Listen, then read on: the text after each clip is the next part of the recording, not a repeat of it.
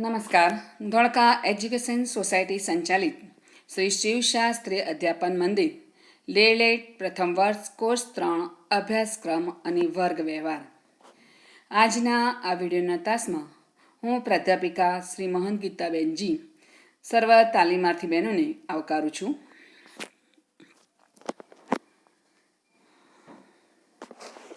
Course 3 અંતર્ગત આજે આપણે એકમ 3 અધ્યયન અને વર્ગખંડ આંતરક્રિયા પ્રકરણમાં અધ્યયનના સાધન તરીકે પ્રયોગશાળા વિશેની વાત કરવાના છીએ.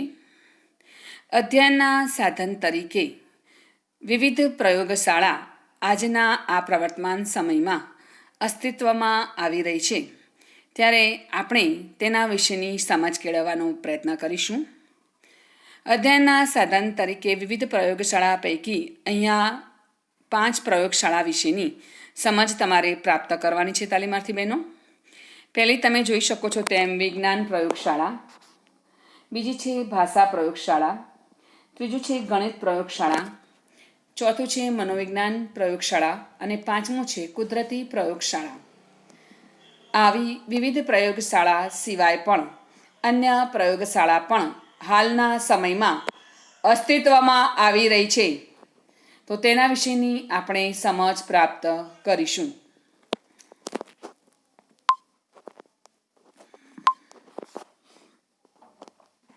અધ્યયનના સાધન તરીકે પ્રયોગશાળા. પ્રાથમિક શિક્ષણ એ અત્યંત મહત્વનો તબક્કો છે. પ્રાથમિક શાળામાં પ્રવેશ કરનાર બાળકો 5 થી 6 વર્ષના હોય છે. આ સમયે બાળકને સતત પ્રવૃત્તિશીલ રહેવું ખૂબ જ ગમે છે. તેમની જિજ્ઞાસા વૃત્તિ અતિ તીવ્ર હોય છે, તેથી તેઓ વારંવાર આપણને નાની નાની બાબતો વિશે પ્રશ્ન પૂછે છે. બાળક પોતાના માતા પિતા, શેરી મિત્રો કે શિક્ષકોને પ્રશ્નો પૂછી ઘણું બધું શીખતો હોય છે. આથી બાળકોમાં પાયામાંથી સંશોધન વૃત્તિ કેળવાય છે. તે પ્રયોગશીલ બને તે માટે અધ્યયનના સાધન તરીકે પ્રયોગશાળા એ આગવું મહત્ત્વ ધરાવે છે. સામાન્ય રીતે પ્રયોગશાળાને આપણે વિજ્ઞાન શિક્ષણના સંદર્ભમાં જોતા આવ્યા છીએ. તાલીમાર્થી બહેનો, અત્યાર સુધી આપણે પ્રયોગશાળા તરીકે એક જ કોન્સેપ્ટ આપણા માઇન્ડમાં હતો, અને તે છે સાયન્સ પ્રયોગશાળા. તો આ સાયન્સ લેબ સિવાય પણ અન્ય પ્રયોગશાળાઓ પણ હાલના આ આધુનિક પ્રવર્તમાન સમયમાં વિકસી રહી છે. તો વિજ્ઞાન પ્રયોગશાળાની સાથે સાથે આપણે અન્ય પ્રયોગશાળા વિશેની પણ સામાન્ય સમજ કેળવીશું. પ્રયોગશાળા વિજ્ઞાન શિક્ષણ પૂરતી મર્યાદિત હવે ન રહેતા વિવિધ પ્રયોગશાળાઓ પૈકી ભાષા પ્રયોગશાળા, ગણિત પ્રયોગશાળા, સામાજિક વિજ્ઞાન પ્રયોગશાળા, પર્યાવરણ પ્રયોગશાળા એમ વિષયવાર પ્રયોગશાળાઓ પણ વિવિધ રીતે આકાર પામી રહી છે. આ સંદર્ભમાં આપણે અધ્યયનના સાધન તરીકે પ્રયોગશાળાનો વિચાર કરીશું અને તેની ઉપયોગિતા વિશેની પણ માહિતી કેળવીશું. વિજ્ઞાન પ્રયોગશાળા.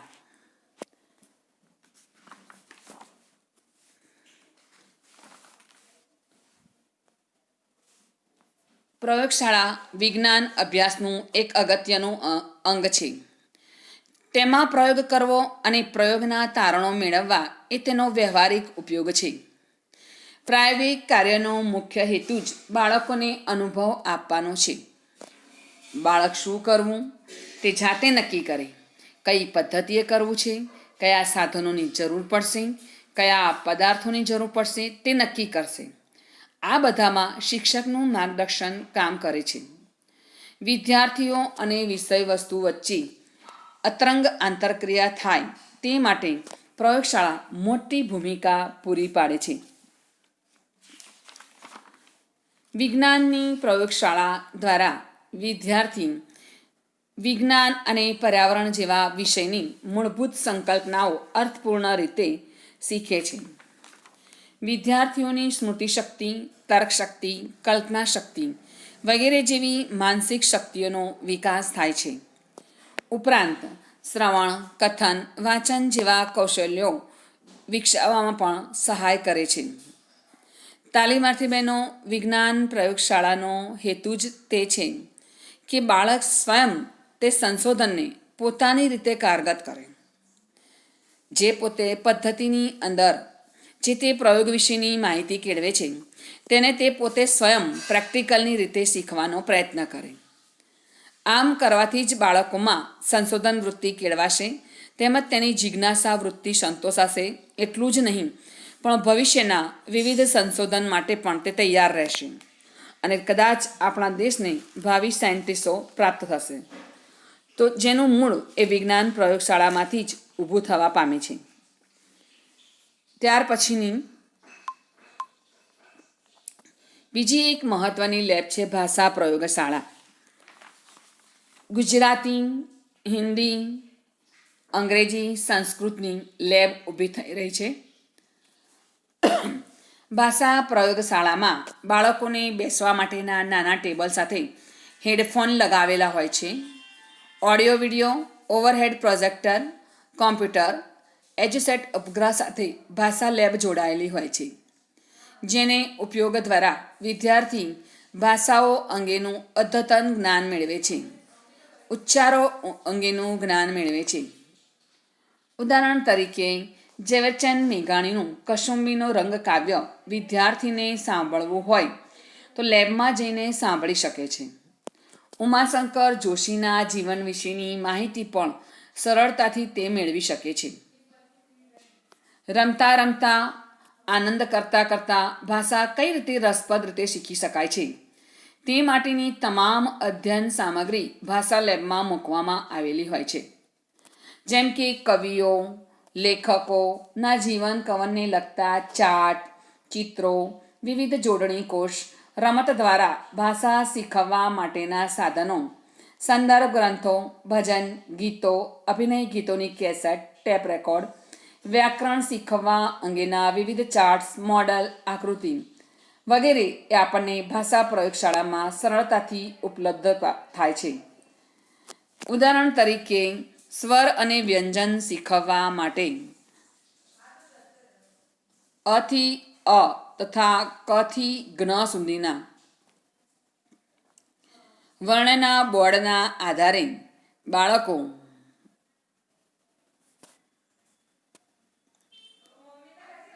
પ્રત્યેક 5મા વર્ણ ઉપર વર્તુળ દોરે છે.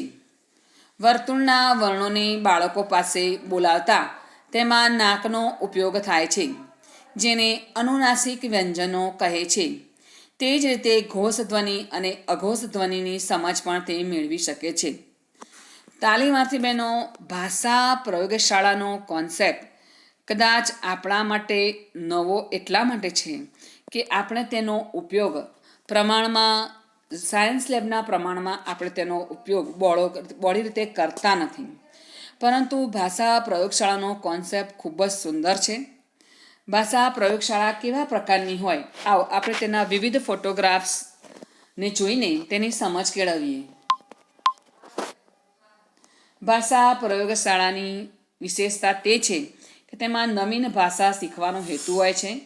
તેમાં વિવિધ ભાષાની વિશેષ માહિતી મેળવવા માટે શીખવાના હેતુથી તેમાં નિયંત્રિત વાતાવરણ હોય છે. શીખવા માટેના વિવિધ ઉપકરણો હોય છે. તાલીમાર્થી બહેનો, આ તમે ભાષા પ્રયોગશાળા વિશેની વાત આપણે હમણાં કરી હતી તેમ તો પ્રત્યેક કોમ્પ્યુટર એ એક માસ્ટર કોમ્પ્યુટર સાથે જોડાયેલા છે, એજ્યુસેટ ઉપગ્રહ સાથે, અને તેના દ્વારા થતી બધી જ માહિતી બધા જ બાળકો સાંભળી શકે તે રીતે પણ બની શકે છે.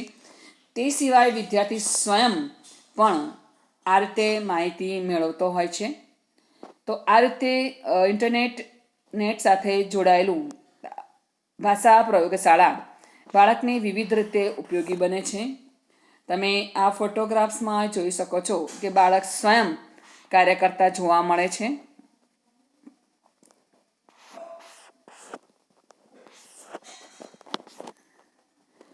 ત્યારબાદ આપણે ગણિત પ્રયોગશાળા વિશેની માહિતી મેળવીશું.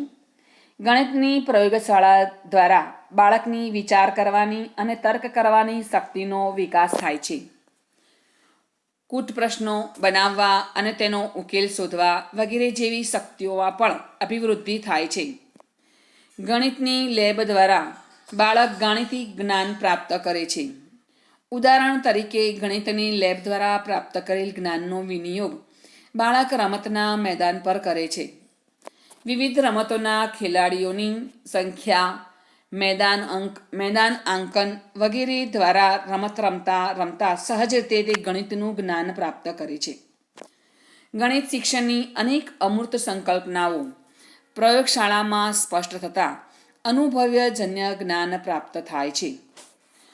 તાલીમાર્થી બહેનો, ગણિતની પ્રયોગશાળા વિશેના પણ આપણે કેટલાક ફોટોગ્રાફ્સ જોઈશું અને તેના દ્વારા સમજ કેળવવાનો પ્રયત્ન કરીશું. આ છે ગણિત પ્રયોગશાળાના ફોટોગ્રાફ્સ, જેમાં તમે ગણિત પ્રયોગશાળાને લગતા વિવિધ નમૂનાઓ, મોડેલો, ચાર્ટ્સ વગેરે તમે જોઈ શકો છો, જેમાં બાળકોને તમે સ્વયં કાર્ય કરતા પણ જોઈ શકો છો. તો આવી રીતે ગણિત વિષય વસ્તુ અંતર્ગત તેના જે તે ધોરણમાં આવતા એકમો, પેટા મુદ્દાઓ વગેરેને લગતા વિવિધ ચાર્ટ, ચિત્રો, મોડેલ, આકૃતિ વગેરે બનાવીને ગણિતની પ્રયોગશાળામાં વિદ્યાર્થીઓ સ્ટીચ કરી શકે છે, સ્વયં પ્રેક્ટિકલ જ્ઞાન પ્રાપ્ત કરી શકે છે. તો આ પ્રકારના અન્ય ફોટોગ્રાફ્સ પણ આપણે જોઈશું. ગણિત પ્રયોગશાળાના મોડેલોનું તમે અવલોકન કરી શકો છો. ગણિત પ્રયોગશાળાના વિવિધ નમૂનાઓ,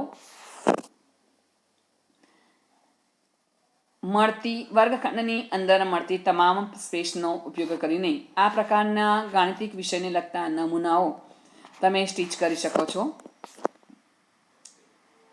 ગણિત વિષયના વિવિધ આકૃતિ અને ચાર્ટ્સ, ગણિત વિષયના અન્ય નમૂનાઓ મોડેલ રૂપે,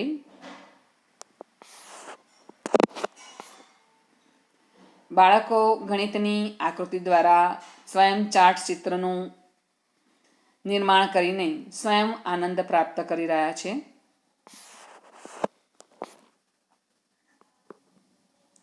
તો આ હતી ગણિત પ્રયોગશાળા વિશેની સુંદર એક સંકલ્પના તમારી સમક્ષ સમજાવવાનો મેં પ્રયત્ન કર્યો તાલીમાર્થી બહેનો. ત્યારબાદ છે મનોવિજ્ઞાન પ્રયોગશાળા. પ્રયોગશાળા તરીકે સાયકોલેબનું પણ ઘણું મહત્ત્વ છે. આ લેબના કારણે બાળકોની માનસિક શક્તિઓની સાથે સાથે તેમની બૌદ્ધિક ક્ષમતાનો પણ પરિચય થાય છે. રાજ્યની પ્રાથમિક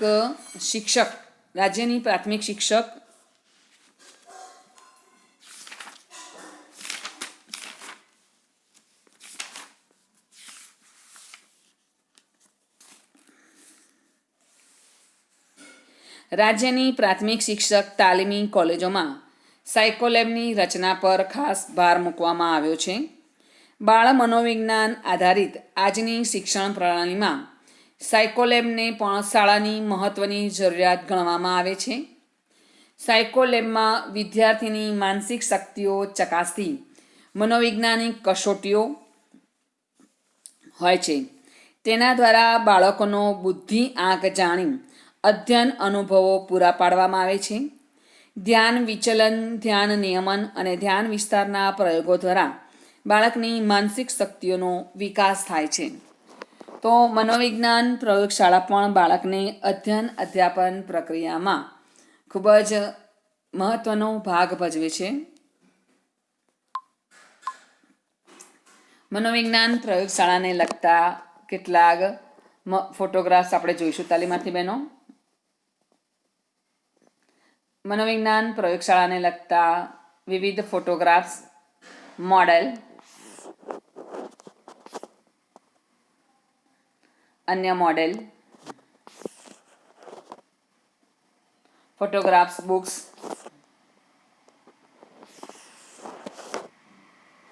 નમૂનાઓ, મોડેલ,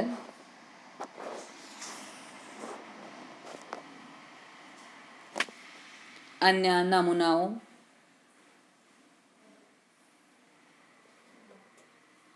ત્યાર પછી અન્ય એક પ્રયોગશાળા છે તે કુદરતી પ્રયોગશાળા.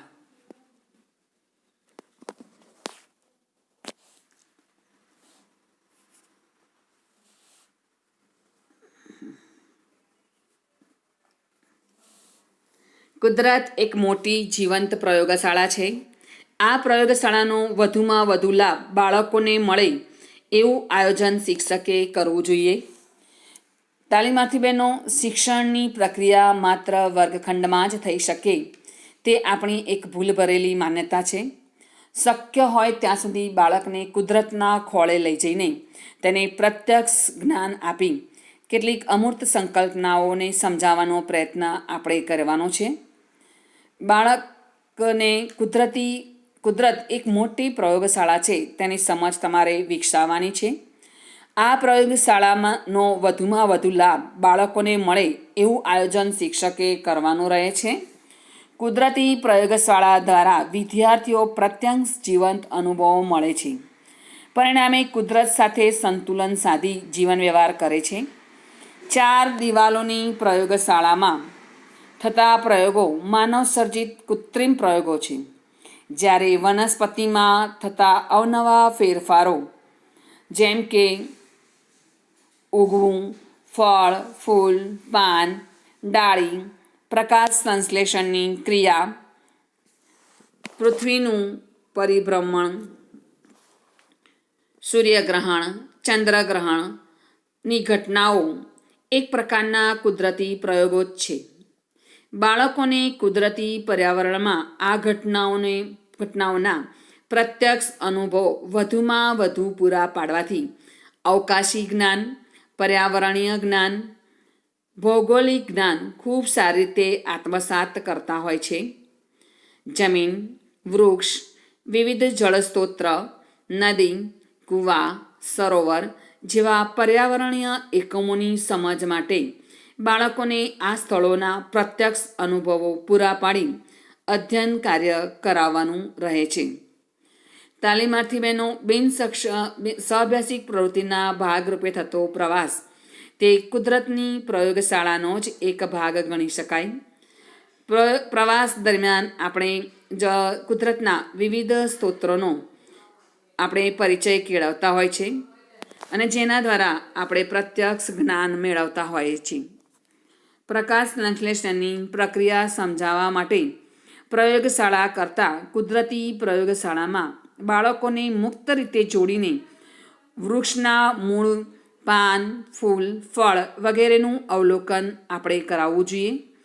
તેના આધારે વનસ્પતિને પણ હવા, પાણી, ખોરાક વગેરેની જરૂર છે તેની ચર્ચા બાળકો સાથે કરવી જોઈએ. તેવી જ રીતે વિવિધ અનાજના પાક, જમીન, હવા, પાણી, ખોરાકનો પણ બાળકોને નજીકથી પરિચય કરાવી શકાય. આમ કુદરતી પ્રયોગશાળા દ્વારા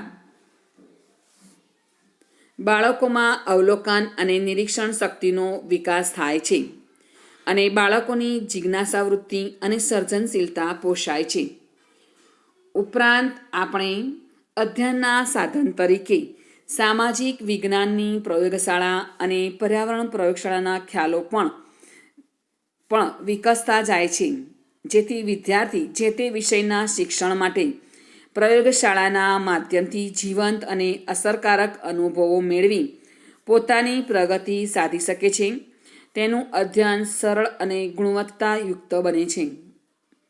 તો આમ આપણે અધ્યયનના વિષયોને લગતા અન્ય પ્રયોગશાળા પણ એઝ અ શિક્ષક તરીકે વિદ્યાર્થીઓની મદદથી આપણે ઊભી કરી શકીએ છીએ.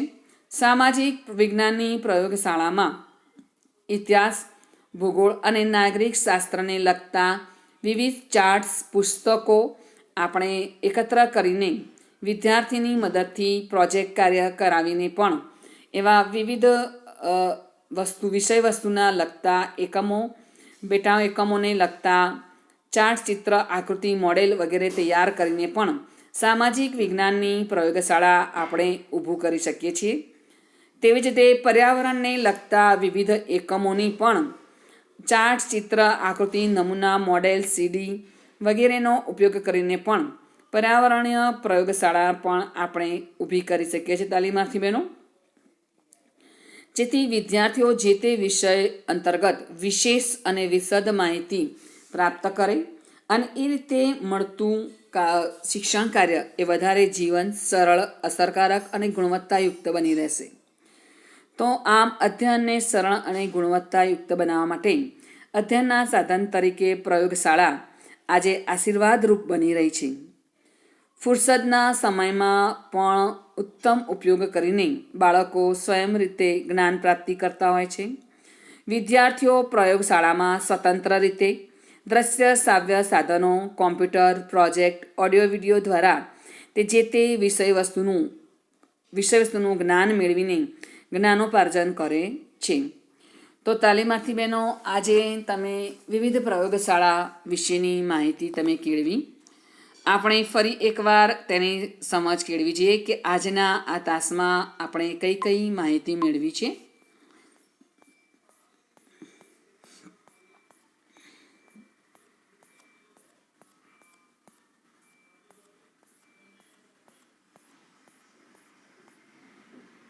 એકમ 3 અધ્યયન અને વર્ગખંડ આંતરક્રિયા. અધ્યયનના સાધન તરીકે પ્રયોગશાળા, વિજ્ઞાન પ્રયોગશાળા, ભાષા પ્રયોગશાળા, ગણિત પ્રયોગશાળા, મનોવિજ્ઞાન પ્રયોગશાળા અને કુદરતી પ્રયોગશાળા. અધ્યયનના સાધન તરીકે વિવિધ પ્રયોગશાળાઓની પ્રસ્તાવના, વિજ્ઞાન પ્રયોગશાળા વિશેની સમજ, ભાષા પ્રયોગશાળા જેના વિશેના વિવિધ ફોટોગ્રાફ્સ તમે જોઈ શકો છો તાલીમાર્થી બહેનો. સમગ્ર વર્ગખંડને કોમ્પ્યુટરથી જોડવામાં આવ્યો છે. બાળકો સ્વયં કાર્ય કરતા તમે જોઈ શકો છો. ઇંગ્લિશ લેબ સ્પેશિયલ કેસમાં ખોલવામાં આવેલી છે. ગણિત પ્રયોગશાળા જેમાં વિદ્યાર્થીઓ સ્વયં આકૃતિ, નમૂના, મોડેલ, ચાર્ટ, ચિત્રોનું નિર્માણ કરીને આનંદ પ્રાપ્ત કરતા જોવા મળે છે.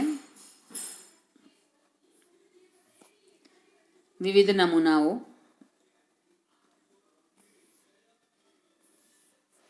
વિવિધ મોડેલો,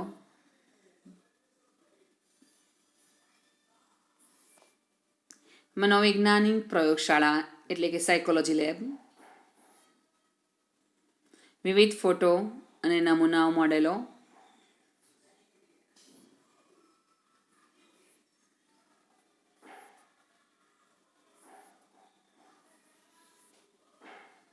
કુદરતી પ્રયોગશાળા એટલે કુદરતના ખોળે જ્ઞાન મેળવાતી પ્રયોગશાળા. તેની પણ આપણે થોડીક સમજ ફોટોગ્રાફ જોઈએ, જેમાં બાળક સ્વયં કુદરતના ખોળે જઈને જ્ઞાન પ્રાપ્ત કરે છે. વનસ્પતિના અંગો વિશેની માહિતી મેળવવાની હોય ત્યારે બાળકને સ્વયં કુદરતના ખોળે લઈ જઈને તેની વનસ્પતિના વિવિધ ભાગોનો પરિચય આપવો જોઈએ. ફળ, ફૂલ વગેરે, પર્ણ. નમસ્કાર તાલીમાર્થી બહેનો, આજના આ તાસમાં તમને સારી એવી સમજ પ્રાપ્ત થઈ હશે. આજના આ વિડીયોના તાસમાં આપણે અધ્યયનના સાધન તરીકે વિવિધ પ્રયોગશાળાનો પરિચય કેળવ્યો, સમજ પ્રાપ્ત કરી. ફરી મળીશું એક મહત્ત્વના મુદ્દાની ચર્ચાને સમજ સાથે. નમસ્કાર, અસ્તુ.